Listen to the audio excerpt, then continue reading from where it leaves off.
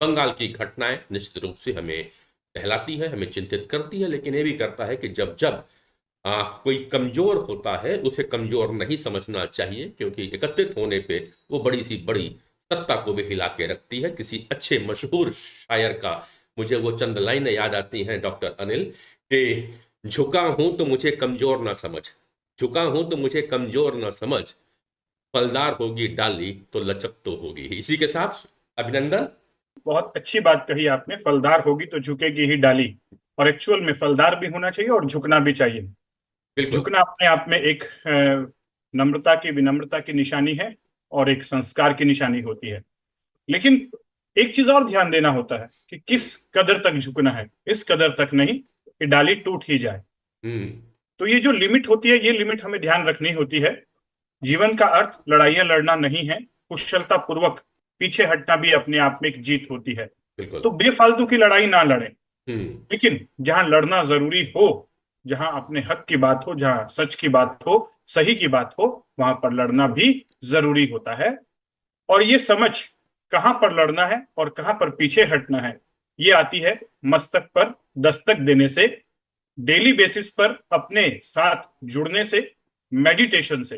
तो दीजिए अपने मस्तक पर दस्तक, क्योंकि बिगड़ा सब कहीं से भी हो, बिगड़ा हम्म। कुछ कहीं से भी हो, ठीक केवल यहीं से होना है। बिल्कुल डॉक्टर साहब, तो दोस्तों मस्तक पर दस्तक देते रहिए, और आप नहीं देंगे तो हम सुबह रोज आएंगे आपके मस्तक पर दस्तक देने के लिए।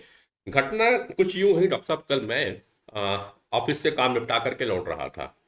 हम्म। बीच जब उसमें चला तो मुझे याद आया कि अरे ऑफिस में एक चीज़ तो मैं भूल गया हूँ, तो वापस चलता हूँ। कितना अच्छा था। थोड़ा दूर गया, आगे एक टर्न आया, मैंने यू टर्न लिया और अपने ऑफिस को आ गया। लौट के आने के बाद में आज मेडिटेशन करते वक्त मुझे घटनाएं याद आती रही। यार जिंदगी में भी मैंने बहुत सारी चीजें भूल गई है जो मुझे करना चाहिए था पहले, मगर अफसोस अब रास्ता ऐसा है कि साहब उसमें यू टर्न नहीं है, और केवल यहाँ पे सिंगल वे रास्ता है, सिंगल ही जा सकते हैं, लौटने का कोई रास्ता नजर नहीं आता कि हम अपनी गलतियों को सुधार सके। ऐसा आपके साथ भी होता होगा दोस्तों, कि आप समझते हैं कि कुछ चीजें तो मुझसे गलत हो गया या मेरे मन मुताबिक हो नहीं पाया, और अब यू टर्न का लेने का रास्ता आपके पास है नहीं, और उस रास्ते में चलने में आपको तकलीफ भी हो रही, और उस तकलीफ के साथ में सामंजस्य बनाना आपको आता नहीं, और ये ले आता है मन में अशांति। डॉक्टर साहब, आप ही का फेसबुक पोस्ट पढ़ रहा था मैं भी थोड़ी देर पहले, हम्म। आपने आज लिखा, मन अशांत इसलिए है कि मन को शांत रखने का विज्ञान हमें ना तो स्कूल में पढ़ाया गया, ना किसी कॉलेज के प्रैक्टिकल में सिखाया गया। सर, ये मन की अशांति ही तो स्ट्रेस का एक मूल कारण है। बिल्कुल ठीक कहा है पांडे जी। आज सुबह जब बैठ के मेडिटेशन के बाद एक विचार आया तो इसे लिख डाला हम्म। और अपना व्हाट्सएप स्टेटस भी लगाया। स्टेटस मतलब माइंड का स्टेट। तो मेरे जो भी माइंड के स्टेट में आता है, इमोशंस में आता है, मैं उसे स्टेटस में लगा देता हूँ। तो स्टेटस आप इसलिए भी लगाते हो कि आपके मन के जो विचार हैं, अगर कुछ अच्छे विचार हैं, दुनिया के साथ साझा करें, ताकि उनके, जिनका मन अशांत है, वो विचार पढ़कर थोड़ा शांत हो सके। राइट। मैंने लिखा मन अशांत इसलिए है हाँ। कि मन को शांत रखने का जो विज्ञान था, वो हमें सिखाया नहीं गया। हम्म। और अशांति पैदा करने वाली घटनाएं दिन प्रतिदिन बढ़ते जा रही। हम्म। यानी आप कहीं भी जाएं, चाहे हम शॉपिंग करने जाएं, रोड पे जाएं, या न्यूज़पेपर पढ़ें या न्यूज़ सुने, हम्म। सब जगह मन विचलित हो जा रहा है, क्योंकि एक्चुअल में घटनाएं अशांत करने वाली है जी। मन की। अब इस अशांत मन को और ज्यादा अशांत करने के साधन बहुत सारे हैं। थोड़ा सा मन न्यूज़पेपर देख के अशांत हुआ मान लीजिए, और हम्म। आपने उसके बाद टीवी चैनल भी लगा लिया और ज्यादा अशांत हो गया। थोड़ा सा रोड पे निकले, वहां पर भी कुछ एक्सीडेंट देख लिया और अशांत हो गया। सामने में जाम मिल गया और अशांत हो गया। हम्म। ऑफिस पहुंचने के बाद जैसे ही पहुंचे, वहां एम्प्लॉयज जिस जो आने चाहिए थे आपके टीम मेंबर, वो की टीम मेंबर्स ही नहीं आए हैं और अशांत हो गया। बिल्कुल। दो चार क्लाइंट उलझ गए और अशांत हो गया। तो अशांति पे अशांति तो बढ़ते जा रही है। लेकिन ऐसा हमें कोई विज्ञान नहीं सिखाया गया कि इस अशांत मन को मैं अब ऑफिस में जाके 5 मिनट में शांत कर सकूं। राइट। और बिल्कुल। ये विज्ञान था मेडिटेशन का। मेडिटेशन वेस्टर्न साइंस का एक वर्ड है, लेकिन हमारा वैदिक विज्ञान मेडिटेशन का वर्ड यूज नहीं करता। हम्म। उसका शब्द था शांत। अशांत मन को शांत करने का जो वर्ड थे, वो 3 वर्ड थे। वो थे धारणा, ध्यान और समाधि। धारणा मतलब जो माइंड अनफोकस्ड हो गया है, विचलित हो गया है, हाइपर एक्टिव हो गया है, उसे वापस कंसंट्रेट करना, फोकस करना। क्योंकि जब तक आप फोकस नहीं करेंगे तब तक ये एनर्जी एक डायरेक्शन में चैनलाइज नहीं होगी। और आपको कोई भी कार्य अच्छे से करने के लिए सबसे पहले आपको कंसंट्रेशन चाहिए, फोकस चाहिए, सारी लाइफ फोर्स एनर्जी एक ही डायरेक्शन में फ्लो करे। लगातार सोशल मीडिया, रील्स और आसपास की घटनाएं अशांत भी बना रही हैं और डिफोकस भी कर रही हैं। धारणा का मतलब होता है कि अपनी पांचों सेंसेस को एक डायरेक्शन में लगाना। हम्म।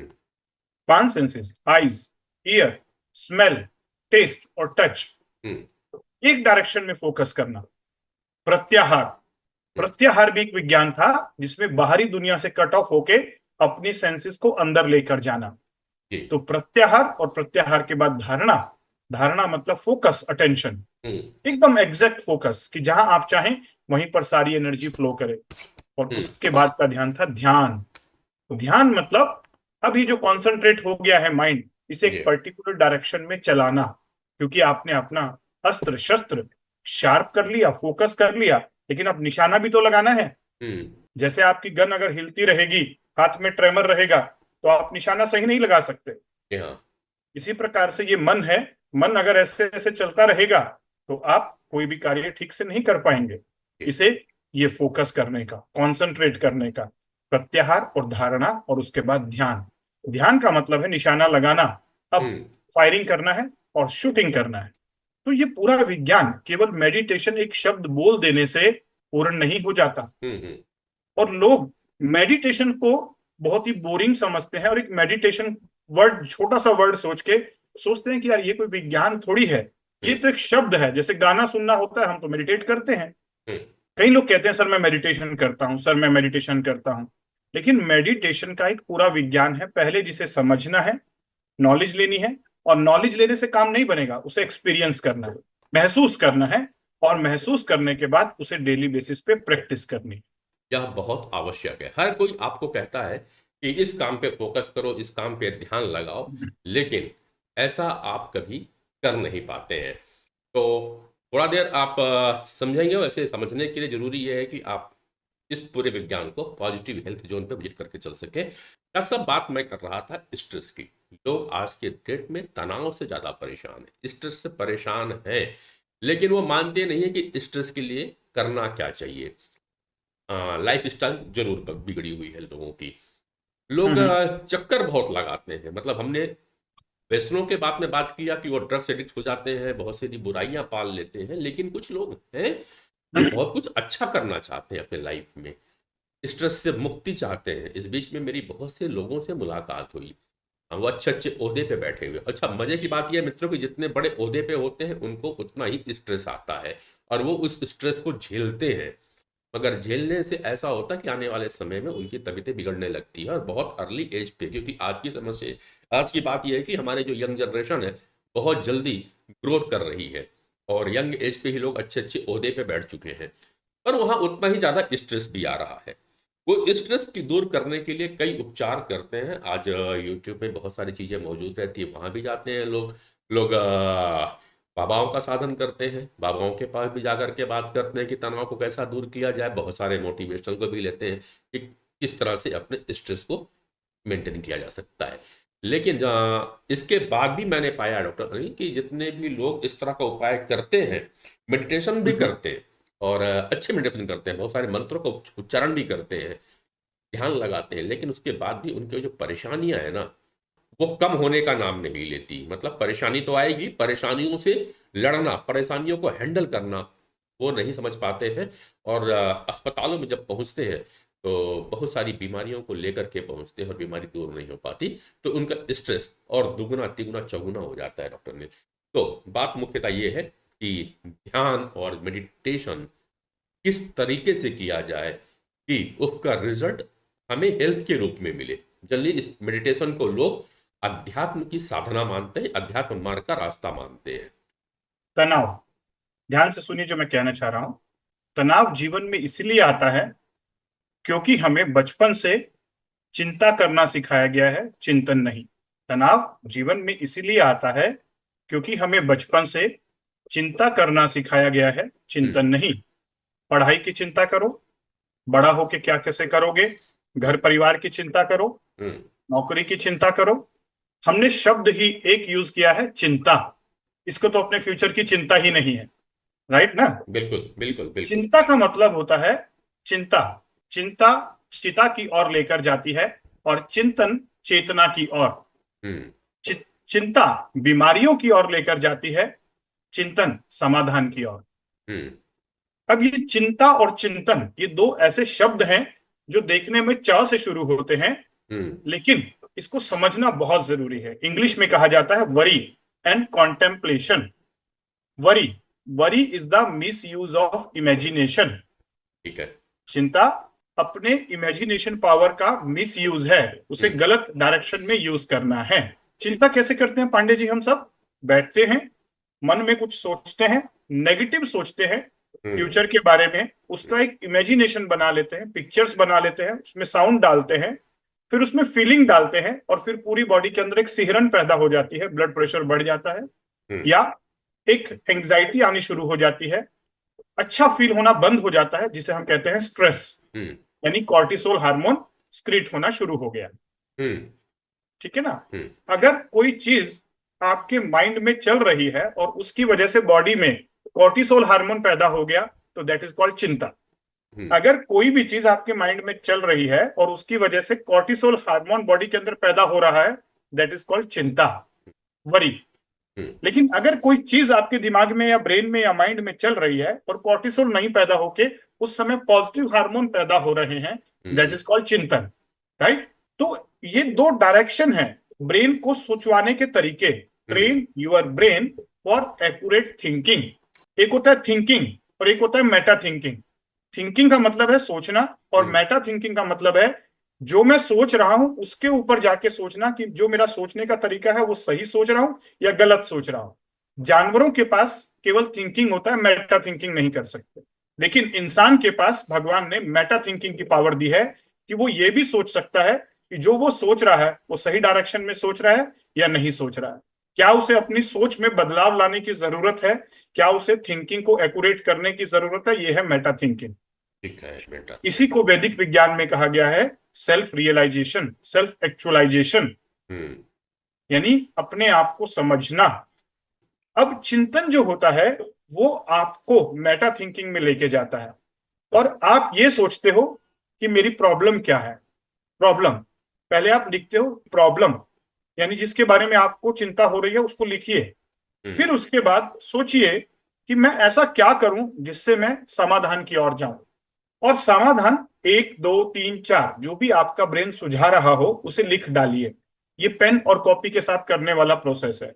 लेकिन धीरे धीरे आप इतने ट्रेन हो जाएंगे, आपका ब्रेन इतना ट्रेन हो जाएगा कि आपको पेन कॉपी की जरूरत नहीं पड़ेगी, और ब्रेन के अंदर ही कंप्यूटर खुलेगा, उसके अंदर एक विंडो खुलेगी। आप ऐसे लिखेंगे प्रॉब्लम सॉल्यूशन 1 2 3 4, और फिर उनका थोड़ा थोड़ा एनालिसिस करेंगे कि मैं किस तरफ जाऊं, विच वन इज बेस्ट। और इस दौरान आपकी बॉडी में कोर्टिसोल हार्मोन नहीं स्क्रीट हो रहा होगा, इस दौरान आपकी बॉडी में पॉजिटिव हार्मोन स्क्रीट हो रहे होंगे, क्योंकि आपको स्ट्रेस नहीं हो रहा है। इस दौरान आप समाधान की तरफ चल रहे हैं। दिस इज कॉल्ड कॉन्टेम्पलेशन, चिंतन। वैदिक विज्ञान में मेडिटेशन के दौरान अपनी समस्याओं का हल निकाला जाता था। पहले प्रत्याहार, फिर धारणा, और फिर ध्यान में लेके जाते थे, और ध्यान से आगे की अवस्था होती थी समाधि। और समाधि में आपको बहुत सारी समस्याओं का समाधान अपने आप मिल जाता था, जिसे हम कहते थे चिंतन। राइट। क्योंकि इस दौरान आप इस ब्रह्मांड की चेतना के साथ जुड़ जाते हैं। और जैसे हमारा एक www, एक वर्ल्ड वाइड नेट है ना, हम्म। इसमें जैसे हम गूगल में टाइप करते हैं और फिर हम अपनी प्रॉब्लम का सॉल्यूशन ढूंढते हैं। जैसे अपने को चाहिए, मान लीजिए कि मुझे शिमला जाना है, और शिमला में मैं कौन से होटल में रुकूं और कहाँ रुकूं, तो मुझे सजेशन दें। तो इस प्रकार से एआई या गूगल आपको ऑप्शंस बताएगा जो उसके पास अवेलेबल इंफॉर्मेशन है। इसी प्रकार से चिंतन, जब आप ब्रह्मांड की एनर्जी के साथ जुड़ते हैं, प्रत्याहार, धारणा और ध्यान के ऊपर समाधि में चलते हैं, और उस दौरान अपनी प्रॉब्लम को ऊपर के www से पूछते हैं। ये सहस्रार चक्र, जब ओपन होता है और आप अपनी चेतना ब्रह्मांड की चेतना के साथ जोड़ते हैं, अपनी कॉन्शियसनेस को यूनिवर्सल कॉन्शियसनेस के साथ जोड़ते हैं और वहां से अपनी प्रॉब्लम के सॉल्यूशन ढूंढते हैं, तो आपको वहां से चीजें डाउनलोड होती हैं 1 2 3 4। और ये विचार आपके मन के विचार नहीं होते, ये आपके बुद्धि के, ये आपकी चेतना के, कॉन्शियसनेस के और सुप्रा कॉन्शियस माइंड के विचार होते हैं। ना हम्म। सब कॉन्शियस के होते, ना कॉन्शियस के होते, ये सुप्रा कॉन्शियसनेस होती है। और ये जो पूरा प्रोसेस मैंने बताया गया, इसी को चिंतन कहते हैं। जी। और ये वैदिक विज्ञान का एक बहुत शानदार हिस्सा था, जो चिंता से चेतना की और बीमारियों से समाधान की ओर लेकर चलता था। बिल्कुल डॉक्टर साहब, बीमारियों से समाधान की ओर चलना है तो हमें चिंता छोड़ चिंतन की ओर चलना पड़ेगा। डॉक्टर अनिल, आ, इन बातों को जब हम लोग इस मंच पे करते हैं, अपने फेसबुक और यूट्यूब पे, और कुछ लोग मिलते हैं तो कहते हैं कि आप लोग सुबह सुबह बहुत अच्छा उपदेश देते हो। आ, हम लोग उपदेश देने वाले नहीं हैं, क्योंकि हम उस श्रेष्ठता पे नहीं है मित्रों, क्योंकि उप का मतलब श्रेष्ठ होता है और देश आदेश से जुड़ा हुआ है। हम आपको आदेश देने लायक नहीं है, क्योंकि जो हम यहाँ बातें कर रहे हैं, निश्चित रूप से मुझे पता है जितने लोग भी यहाँ जुड़े हैं सब इन बातों को जानते हैं, समझते हैं। हम तो केवल मस्तक पर दस्तक दे रहे हैं। जिन्हें पसंद आ जाए तो अच्छा है, और जिन्हें नहीं आता है तो उन्हें समझाया भी नहीं जा सकता, इसलिए हम किसी को समझाने के लिए बैठे नहीं हैं। करीबन 6वीं 7वीं में किताब में एक श्लोक था, डॉक्टर अनिल संस्कृत का बहुत अच्छा श्लोक हुआ करता था, और जीवन में उसे धारण करने की बहुत आवश्यक है, वरना इससे भी लोगों को चिंता होती है और इससे भी लोगों को स्ट्रेस आता है कि यार ये बातें मेरी मान क्यों नहीं रहा। श्लोक आपके साथ करता हूँ, अगर दिल में लग जाए तो बुरा मान सकते हैं लोग। श्लोक था कि उपदेशो ही मूर्खा नाम प्रकोपाय न शांतये पयपानम भुजंगा नाम केवलम विश्ववर्धनम। संस्कृत का जो श्लोक का हिंदी कहता है कि अगर वे लोग जो समझना नहीं चाहते हैं, उन्हें भी अगर आप ज्ञान दे रहे हो, उपदेश दे रहे हो, तो उनका जो क्रोध है वो शांत नहीं होता है। ठीक उस तरह जिस तरह की अगर एक विषधर को, सर्प को अगर आप दूध पिलाते हो तो उसका केवल विष बढ़ता है। तो दोस्तों, यहाँ पे उन लोगों के लिए ये बातें हैं जो इन चीज़ों को समझना चाहते हैं, उन लोगों के लिए नहीं है जो इन चीज़ों को समझना नहीं चाहते हैं, जानबूझ करके अनदेखा करना चाहते हैं। कोई दिक्कत नहीं पांडे है। जी, एक बात कहना चाहूंगा। जी डॉक्टर अनिल। हम कोई उपदेश नहीं दे रहे हैं, कोई ज्ञान का व्याख्यान नहीं कर रहे हैं। ये हम वो चीजें यहाँ पर बात कर रहे हैं जो हमने अपनी प्रैक्टिकल लाइफ में महसूस किया, फील किया, और अब हमें लगता है कि ये बातें दूसरों को बताना इसलिए जरूरी है क्योंकि तलाश सबको है, हम्म। तलाश सबको है, लेकिन रास्ता नहीं मिल रहा है। बहुत सारे लोग ऐसे हैं जो स्ट्रेस, एंजाइटी, डिप्रेशन और डिजीजेस के शिकार हैं, लेकिन उन्हें रास्ता नहीं मिल रहा है, एक्यूरेट रास्ता नहीं मिल रहा है कि जाएं कहाँ। दूसरी चीज है कि जब हम कुछ नहीं कर रहे होते हैं, तब भी हमारा ब्रेन कुछ ना कुछ सीख रहा होता है नहीं करने की आदत। जैसे जब हम सुबह नहीं उठ रहे होते हैं, हम हम्म। सोच रहे हैं कि चलो हमने कुछ पॉजिटिव नहीं किया सुबह उठ के, तो हमारा ब्रेन सीख रहा होता है सुबह नहीं उठना। हम्म। जब हम कुछ अच्छा नहीं खा रहे होते हैं, गलत खा रहे होते हैं, तो हमारा ब्रेन सीख रहा होता है गलत खाना। यानी हम जब कुछ भी नहीं कर रहे हैं तब भी ब्रेन कुछ ना कुछ सीख रहा है। अब जब हम इस प्रकार की बातें नहीं करेंगे, मान लीजिए आप और मैं इस प्रकार की बातें नहीं करेंगे, कोई बात नहीं, उसी दौरान मोबाइल सबके पास में है, रील सबके पास में है, यूट्यूब सबके पास में है, मीडिया, तो इस प्रकार की कुछ ना कुछ उल्टी सीधी चीज आप देखेंगे।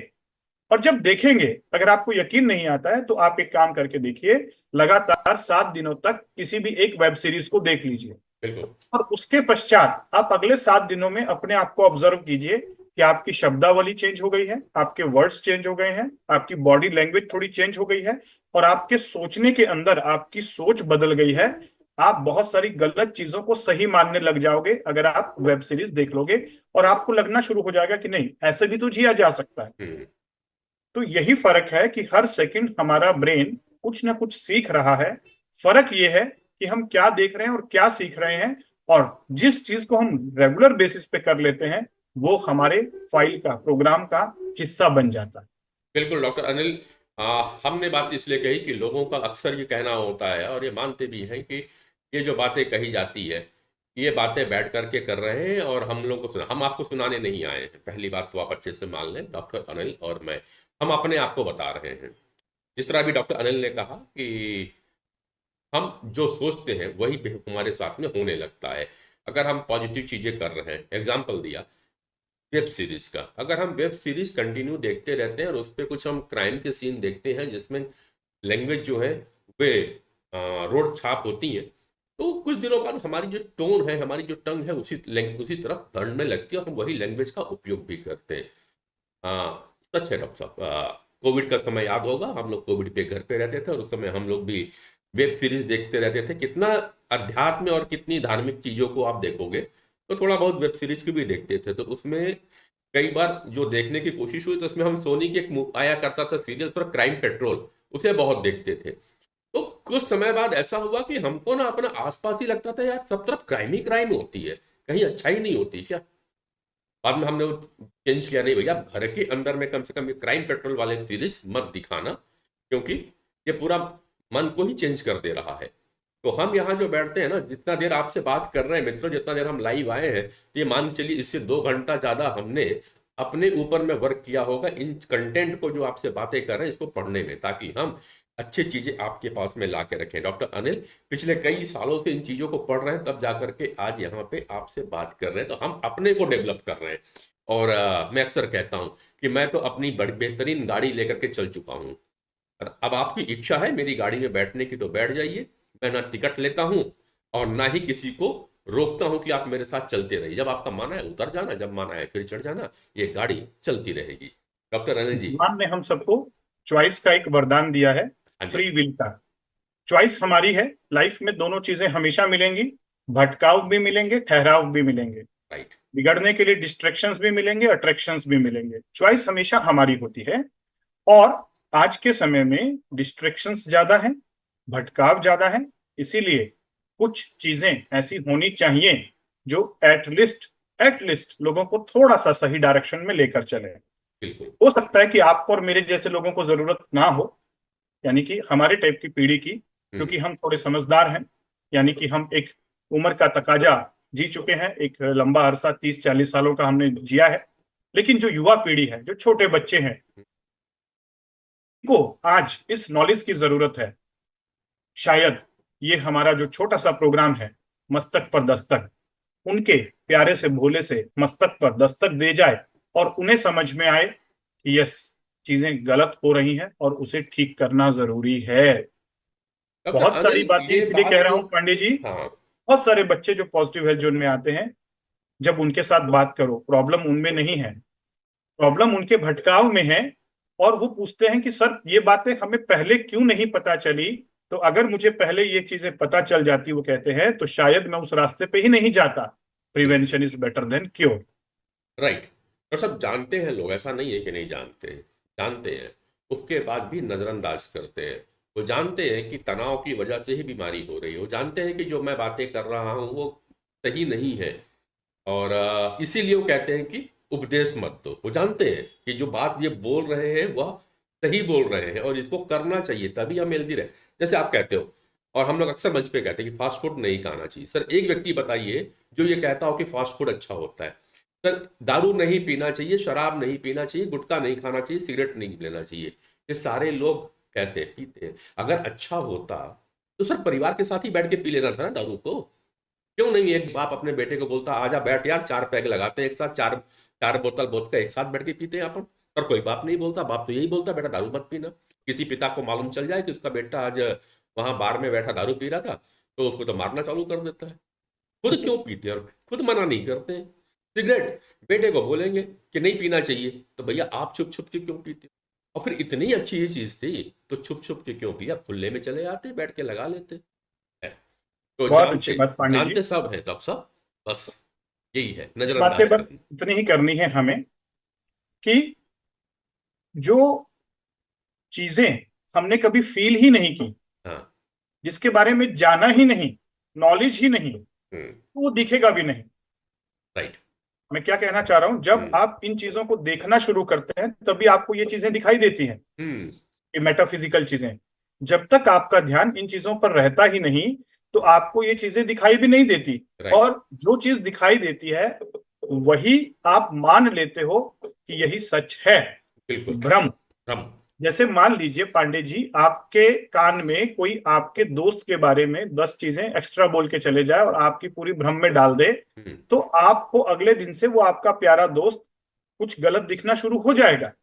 होता। जब तक आप उस सुनी सुनाई बातों के बियॉन्ड जाकर सच का पता नहीं लगाते। हम्म, इसी प्रकार से बहुत सारी चीजों को लेकर भ्रम पैदा किया जा रहा है, और हमें अपनी चेतना के द्वारा, कॉन्शियसनेस के द्वारा भ्रम के जाल को तोड़ना है। दूसरी चीज है, बहुत सारी साइंसेस जो हमें कभी बताई ही नहीं गई। हम्म, जैसे आज आपको एटम के बारे में पता है, इलेक्ट्रॉन के बारे में पता है, न्यूट्रॉन के बारे में पता है, प्रोटॉन के बारे में पता है, वो इसीलिए पता है पांडे जी कि स्कूल में पढ़ाया गया। अगर जिन लोगों ने स्कूल में इलेक्ट्रॉन, प्रोटॉन, न्यूट्रॉन पढ़ा ही नहीं या कहीं सुना ही नहीं, तो शायद उन्हें पता, मालूम ही नहीं है कि एटम इलेक्ट्रॉन, प्रोटॉन, न्यूट्रॉन से बना हुआ है। इसी प्रकार से आज की डेट में बीमारियां इसीलिए बढ़ रही हैं क्योंकि हम स्वास्थ्य का जो विज्ञान था, हेल्थ का जो विज्ञान था, उसके बारे में अनजान है। और हमें कौन सा विज्ञान पता है? बीमारियों से लड़ने का विज्ञान। और उसी के द्वारा हम बीमारियों से लड़ रहे हैं, जूझ रहे हैं। राइट। लेकिन जिस व्यक्ति को ये स्वास्थ्य का विज्ञान समझ में आया, उसने समझ लिया कि मुझे बीमारियों से नहीं लड़ना है, मुझे बीमारियों को नहीं समझना है, मुझे स्वास्थ्य को समझना है। बीमारियां 1 लाख, स्वास्थ्य एक। हम्म, कितनी बीमारियों को समझूं? एक हम्म, स्वास्थ्य को समझ लेता हूं। लेकिन दुर्भाग्य, स्वास्थ्य का विज्ञान ना समझाया गया, ना बताया गया, और ना ही हमें स्कूल कॉलेज के बुक्स में दिया गया। अब हमें समझना होगा, समय आ गया है। और जहां पर where the focus goes energy flows, जहां हमारा ध्यान जाएगा एनर्जी वहीं जाएगी। हम्म, हमारा ध्यान पूरा बीमारियों पर है, स्वास्थ्य पर नहीं। जी, हमारा ध्यान अशांति पर है, शांति पर नहीं। हमारा बिल्कुल, ध्यान चिंता पर है, चिंतन पर। बिल्कुल। हमारा ध्यान हमेशा शांति पे नहीं होकर के अशांति पे है, ध्यान चिंता, चिंतन पे नहीं होकर के चिंता के साथ चलता है। और एक बात कही कि जिस चीज का हमने स्वाद चखा ही नहीं है, जिसको हमने टेस्ट किया ही नहीं, जिसे हमने देखा नहीं है, तो हमें उसके बारे में जानकारी भी नहीं हो सकती। ठीक उस तरह कल किसी ने मुझको एक प्रोग्राम में बोला था कि चिकन कितना स्वादिष्ट होता है वो उसी को पता होता है जो उसका टेस्ट लिया होता है। तो मैंने कहा बिल्कुल सही है यार, हमें तो पता ही नहीं, हमको उसको रसगुल्ले और पूड़ी और जलेबियां देख के ही मुंह में पानी आता है। चिकन चाहे तो आप कितना भी अच्छा बता दो, हमें उसका फर्क नहीं पड़ने वाला है क्योंकि हमने सीखा ही नहीं है। ठीक उसी तरह दारू का मजा उन्हीं को आएगा जिन्होंने दारू का टेस्ट लिया है। हम जैसे लोग जिन्होंने दारू पी नहीं, तो उनको पता भी नहीं चलना है कि दारू का क्या मजा है। गांजा हमको पता नहीं, अफीम हमको पता नहीं। मगर हाँ, जो लोग इसके आदी हैं उनको इसका मजा भी पहले से आ जाता है और वो दौड़ पड़ते हैं उस ओर। ठीक उसी एक तरह। बात और जोड़ूंगा पांडे जी इसी हाँ पर, सर। जी। जहां पर आप बोल रहे हैं। जैसे दारू का नशा क्या होता है उसी को पता है जिसने दारू पिया है। हाँ, लेकिन दारू के नशे से भी एक बड़ा नशा है, जो है मेडिटेशन का नशा। ये भी उसी को पता है जिसने मेडिटेशन किया है। और बिल्कुल। जिसने मेडिटेशन के नशे को चख लिया, फिर सारे नशा उसके सामने छोटे हो जाते। देखिए, बिल्कुल, तो जिसने मेडिटेशन का नशा चख लिया है ना, उससे बढ़िया नशा नहीं होगा। फिर लोग मीरा रसखान हो जाते हैं, जो अपने ही धुन पे दिन दुनिया से अलग नाचते हैं, उसी के आनंद में रहते हैं। तो आपको अगर मेडिटेशन को समझना है, समझेंगे तब जब आपको उसकी आवश्यकता हो। आवश्यकता कब होगी? जब आप अपने फिजिकल बॉडी से बियॉन्ड जाओगे।